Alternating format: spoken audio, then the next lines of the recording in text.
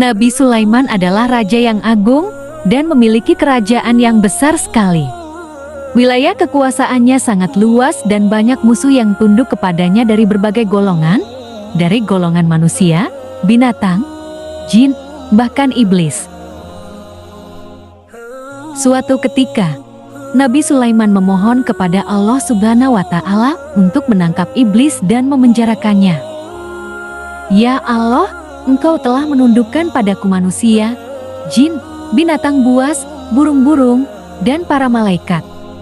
Ya Allah, aku ingin menangkap dan memenjarakan iblis, merantai serta mengikatnya, sehingga manusia tidak berbuat dosa dan maksiat lagi.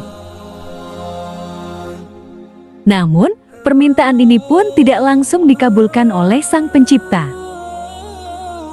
Allah Subhanahu wa Ta'ala berkata kepada Nabi Sulaiman bahwa tidak ada baiknya jika iblis ditangkap atau dibinasakan. Wahai Sulaiman, tidak ada baiknya jika iblis ditangkap.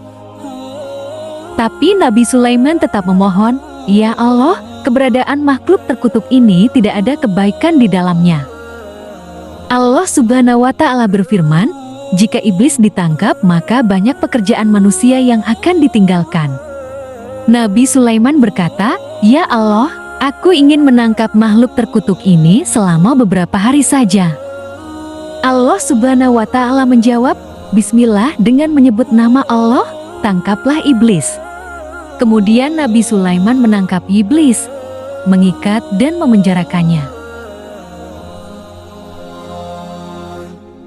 Meski Nabi Sulaiman seorang raja yang agung, dalam memenuhi kebutuhan rumah tangganya, beliau lebih memilih makan dari hasil jerih payahnya sendiri dengan bekerja. Menurut riwayat, tiap hari dapur kerajaan Nabi Sulaiman memasak 4.000 unta, 5.000 sapi, dan 6.000 kambing. Makanan itu dibagikan kepada masyarakat dan anggota kerajaan. Nabi Sulaiman adalah pemimpin yang sederhana, beliau selalu makan dari hasil usahanya sendiri dari berjualan tas.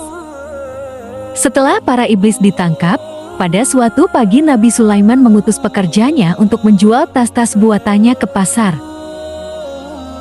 Namun ternyata pasar tutup semua dan tidak ada yang berjualan. Lalu mereka memberitahukan hal itu kepada Nabi Sulaiman. Nabi Sulaiman bertanya, "Apa yang telah terjadi?" Pekerjanya menjawab, "Kami tidak tahu." Maka pada malam itu Nabi Sulaiman tidak makan dan hanya minum air saja.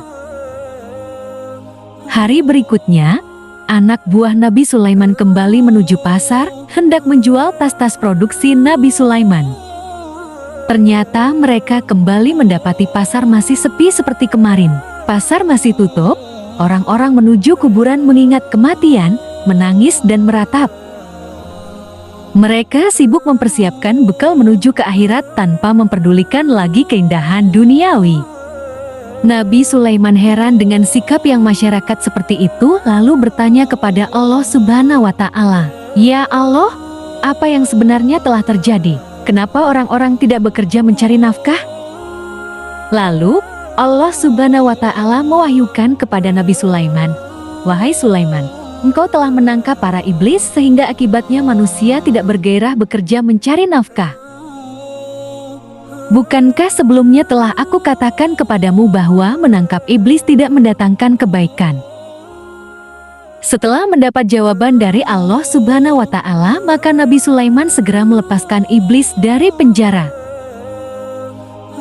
Keesokan harinya, orang-orang kembali ke pasar, mereka membuka kiosnya masing-masing.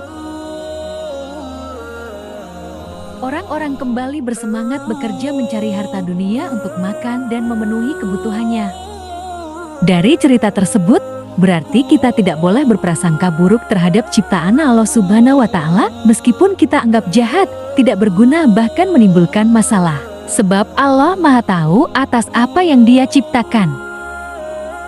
Allah Subhanahu wa Ta'ala juga tidak pernah melarang kita untuk mengejar kenikmatan dunia. Namun jangan sampai kesibukan dalam urusan dunia dan segala gemerlapnya membuat kita lupa untuk apa kita diciptakan.